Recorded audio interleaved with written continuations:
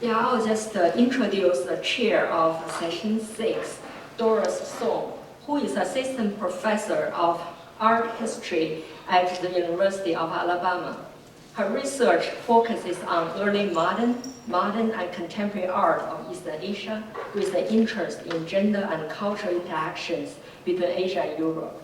Her monograph titled Women of Chinese Modern Art, Gender and Reforming Traditions in National and Global Spheres, 1900 to 1930s, published in 2024, examines the contributions of female embroiderers, traditionalist calligraphers, and painters to the development of Chinese modern art and cultural diplomacy on the global stage in the early 20th century. So this is the last day of the conference, and in the past 2 days, we have learned so much from the fabulous research. One of the many constant threads that connect the papers, I think, is the volatility of China-US relationship. And as we can see from the many of the great research, there's no lack of representation of Chinese or Asian in general, either as the uneducated or the villains. And then it got me thinking, what about China? How did China, and I use that term in a very general sense, from the end of the Qing dynasty to the early Republican period, how did it want to represent itself on the world stage? And for this, I wanted to offer a few thoughts, to slightly switch our lens to the few events that could be considered as China's active ways to counter the unfavorable pictures that have been painted about Chinese people. Now, preamble, I am not working very intensely on Asian American artists, but through my own research, I encountered a few of those moments, and I would like to share with them. And this is not a full paper, but just some questions for us to consider as well. All right, and I would want to argue women play very important roles in these cultural diplomatic moves in China at that time. And yeah, so first, here's Tusi. Yeah, I'm sure all of you are familiar with that person. And so she was sitting among the wives of foreign envoys in Beijing in 1902 after her 2-year exile in Xi'an. And next to her was Sarah Pai Conger, the woman who's on her left and in the dark dress. So she was the wife of the first U.S. ambassador to China, Edwin Conger. Now here, Sissy is playing a role of, we're women, so let's just get together. And so she played her diplomacy there. And afterwards, Sarah Pai Conger was really grateful for Sissy, actually, because Sissy is constantly giving her gifts, and she's been donated some to the Boston Museum of Fine Arts. And at the MFA Boston, you could, if you ask, you could look at her diary, which is full of the list of gifts that Sissy was giving to Sarah Pai Conger. So that was one of the moments, right? And then, of course, Sarah Pai Conger has a connection to this artist called Catherine A. Kao. So Catherine A. Kao was invited to come to China, to Beijing, to actually paint a portrait of Sissy. And there's a very interesting story because if you've seen this painting in person a few years ago at the Emphasis of China exhibition, then you know the face is extremely flat because Sissy said, nobody paint me with shadows. So yeah, Catherine A. Kao has been given instructions not to paint her with any shadows. So yes, the traditional way of the light and dark rendering was not happening in this painting. So what happened after this? Now, Sissy said, I'm going to give this painting to the President, Theodore Roosevelt, after it was shown at the St. Louis Wall Exposition. Now, this is the first moment I would like to share with you is the expositions. Now, we have seen all this representation of women, men as villains, as uneducated. Here is someone regal, okay? She is trying to pose herself as this really important person, and this is a diplomatic gift as well. Yeah, of course, The president didn't really care too much about it. And then it was put in storage for years. And then it was unknown to Taiwan, and for many, many years until 2011, it came back. And then they did a major restoration. Okay, so there's Cixi, and then of course Catherine A. Kao as well. So after she returned to the US, she wrote a book about the Empress Dowager of China.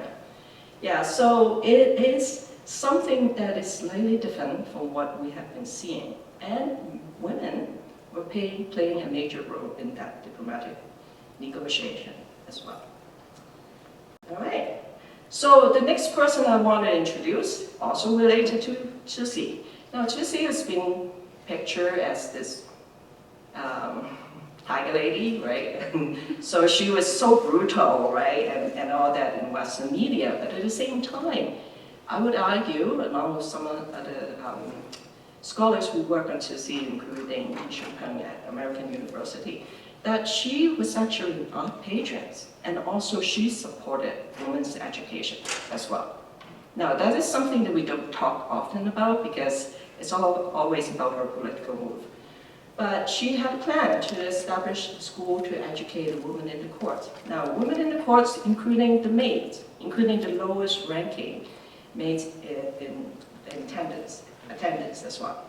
So yeah, the public education for women was sanctioned in 1907 for the first time in China, and she condoned it as well. All right. So she was modeling after the Japanese model, but we don't need to talk too much about that. But one of the things that related to my own research is that she appointed this woman, Shen Shou, an embroiderer, to be the chief instructor for women at her court and taught them how to do embroidery. And she was born in Suzhou, was not very educated, she has basic literacy, but yes, her husband, her husband who was wanting to rise in the court ranking, so he asked his wife to do a set of embroidery and give it to Cixi. So eventually, Cixi appointed her, and here she is sitting in the middle, okay, with a medal that was given to Cixi. Yeah. So then this moment passed on as another way for us to think about, what did women do? And after the fall of the Qing dynasty, Zhang Jian, one of her patrons of Shen Shou, would open a school in Nantong and continue to let her teach women how to do embroidery, fine embroidery. And one of the things that they discussed and realized, you know what? We needed to use this technology or craft and skills to promote China. And that's what they did. And he asked Shen Shou, could you think about a subject matter that will appeal to the US audience? So this work, yes, yeah, is modeled after a Baroque painting by this really well-known artist, Guidon Remy. And it was shown at the Panama Pacific Exposition in 1915, in San Francisco. There you go. Have we ever really talked about women's representation in this exposition? I think some scholars have done that. But very specifically, what did women show? And that is one of the diplomatic moves of the Republican government as well. It's to showcase women's work at these expos on the world stage and say that, you know what, we have to improve. Women is playing a role in society, whether it's in a very concrete way or not, it really didn't matter. But it was very much about that changing idea of China and through representation of women. Okay, well, so what is also very interesting is that they published a booklet that is fully full of pictures of the portraitures, explains in both languages, bilingual, Chinese and English, how she did the work, right? Very detailed explanation, and it says that she used 111 different colors of thread and all dyed by herself. So she was matching the painting's colors and did that embroidery. Okay, so this is what really I was very puzzled about this. Okay, so this booklet would be distributed to people who are interested in embroidery or who might actually be interested in buying the work. So this picture says here, a photograph of Mrs. Yu Shenshou completing her work on the portrait of Jesus after her recovery from weakness of the brain during the last months of her work. Now, what is weakness of the brain, right? I really was puzzled about that. And in Chinese, it's 脑弱. So what I figure out in the end, it could be the Japanese term 神経失常, which in Chinese 神经衰弱, right? That is very common. And why did they wanted to post this picture and have this caption with that? Now, one of my theory is that they wanted to show how hardworking she was, well, first of all. But this is a woman that is so studious that she got herself into the situation that she got sick. And also, think about the subject matter. That is Jesus. So could that be that they were saying that her devotion, her suffering, could be almost equating Jesus' suffering? I don't know, because that there's also more explanations of her hardship during that whole process. So, but this is very different from the usual representation of women that we've seen, right? Either Evelyn Ho or Susan's representations of narrative and what's Gong Ying? Yeah, Gong Ying as well. Yeah. So that's another food for thought here. So, and she also was represented with all her medals that she got, yeah, including the one given to her by the Italian queen, because at one point she also embroidered the portrait of the Italian queen at the time. Okay, and then Jesus was exhibited at the Fifth Avenue in New York after Zhang Jian's son opened a store representing Chinese embroidery in New York. Okay, the next person I wanted to talk about is this woman called Jin Taotao, okay, and she was educated, guess what, in the McTeery School for Girls, which also known in Chinese as Zhongsi Nushu, and it was opened by the American Methodist missionary. So she was a traditionalist painter, I would say, that her brother, Jin Chen, was a well-known Beijing school painter. If some of you work on that period of time, you know who that is. So both of them, they went to the UK for a couple of years. And right after they returned, now this is her work, I won't go into details. So after they were in UK, they got on an ocean liner, and then they passed by the US at Boston, and they got detained, even though they were traveling in first class. Unless they were detained because of the Chinese Exclusion Act. So afterwards, they make bail, and then they were not even allowed to enter the US. But what I wanted to say here, this is another woman who had been well represented in world exposition, including some of the US expos, and also in Belgium, in Japan, in Australia even. And then she was not given the credits, or that she was not even being seen as anyone other than a coolie. That's what they put it on there. All right, so that's another thing. Now, her works has been published in the Wuxia Monthly, which is an organization that is opened by the Jin family, including Jin Chen and also his son as well. So some of the works were published there. And what is curious about that is that, now I've been looking for this modern one, right? Like Jin Taotao, of course, the Chinese is apparent there, but who was modern one, all right? So eventually, what I found is that her husband was a diplomat. So his name in French, because he was educated in France, and also eventually went to Paris as a diplomat. and his name is translated, the transliteration is KT1. So she's been using this term for all the publication, and whenever she has an English captions or that she was publishing some article herself as well. There you go. Now here's another thing which really get me thinking about representation of people, Chinese people, other than those ones published in the US, is this publication was distributed in Vancouver and distributed in the US through Vancouver and some other places in Southeast Asia, Singapore and Malaysia and what else? Burma even. Yeah, there was somewhere else that I saw that.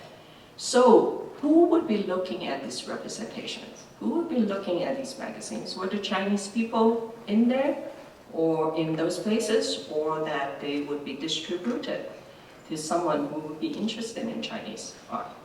So we don't know. And there are full of pictures as well, including Jin Taotao's painting and her picture. So that is another way for us to think about what else is there in terms of the representation. Okay, third person, I'm going to move very quickly. Okay, Yang Lingfu, Edith Yang. So she is also a really interesting figure. This is my relatively new research. So one of the things that she did was that she was invited to the Palace Museum in 1927 to do a series of painting, copying a series of painting of, guess what, women, and empress and emperors, and also a lot of princesses as well. And in these pictures, it's all of the portraits of females, right? Royalty. So including this, if you know a little bit about the Qianlong history, is Xiangfei, right, consort Rome, or there's the Song Dynasty Empress Liu, right? So yeah, she really wanted to position herself as in this lineage of these really powerful women. And so her works were exhibited in Philadelphia in 1926 at the expositions, and there she was. And there's numerous reports in Chinese medium at the time that she was the only person who represented China, right, with the works that is not from a craft person. And she was conversing with all the people in English as well. That is another representation. Now, I have yet found any information about her in English language in around that time in 1927. But later on, she moved to California in 1936 and she taught Chinese language and culture at the Army Language School. Now here's some of her publication in bilingual. And then she finally settled at Carmel by the Sea in California. So here's a picture that is at the National Archive. Yeah, I didn't go there, but it was public domain pictures that I can find. So here she is, a Chinese woman wearing a qipao. Yeah, and then teaching all these military men how to write victory. Okay. So I am trying to figure out what her position is, right? She is in a governmental institution and even the army. So what was her role there? Okay. So in that case, she was teaching people how to do Chinese painting and very well known in Berkeley area. And then she has a series of greeting cards that is printed, yeah, very Orientalist, yeah, we could say that, to say the least, of this type. Now, she was a pretty capable painter, right, from all the works that I can see from the past. But why did she even do that? Like, I was really puzzled by her dumbing down even of her own skill set by painting well, of course, a representation of a woman from the pre-modern China, but yeah, look at the hand. Yeah, I think she could do better than that. But now, there's something that I'm still having a question about, right? This whole series of greeting cards, and so, yeah. And if you have any thoughts, just let me know. But it's early. All right, and then she went on to do other things. So her position was really to say, okay, I'm a Chinese woman, I am going to represent myself not only as an artist, but as a very educated, well-rounded women, scholarly women, and who could also do household work. Now I'm going to teach you how to cook with a very artistic flair. There she is. All right, so finally, just allow me to pay tribute to Hong Liu, who was a very accomplished painter and really well known in the US art scene now. And unfortunately, she died at a pretty young age, relatively speaking, in 2021. All right, so Hong Liu immigrated to US in 1984, and eventually she got another master's degree and also taught at the Mills College until her retirement. So here she is, as a young person in 1988, just arrived in the US for a few years. And she's contemplating about her own position as an alien resident. And then she started to look into history. Now, some colleagues and I had a discussion the other day at lunch, and we were talking about, Hong Liu, why is her work so interesting? Then I offered my thought. I thought, when I first saw her works maybe 15 years ago, I thought, wow, that's a little Orientalist. Like, you painted the foot-binding woman and the woman by a Scottish photographer, John Thompson. This is based on John Thompson's pictures of Chinese people. But then I started to change my thought. The more works that I look at, the more I thought, she's trying to tell another story. She's trying to tell another story that is not only represented by Americans or the Europeans, but also she's reclaiming it, right? This is an actual person, a nameless actual woman. All right, but yeah, what is preventing us to really look at her and rethink what really happened with these representations? All right, okay, I'll move more quickly. And then she started looking at her own history as well, the period that she grew up in China during Cultural Revolution, Socialist era, and she started to use film clip from those movies that was made at the time and addressing women's history. Right, so, yeah, such as this one. And then she also eventually got to think about women in the United States as well. And this is coming from photographs of Dorothea Lange. Yes. So all I can say here is that, yes, I'll end with this image, yeah, very powerful image, is that there's so many different ways for us to look at representation. And from the time of early 20th century China diplomacy, women play a very important role. And later, we could really think on how we use gender as a way to approach this question as well. So thank you.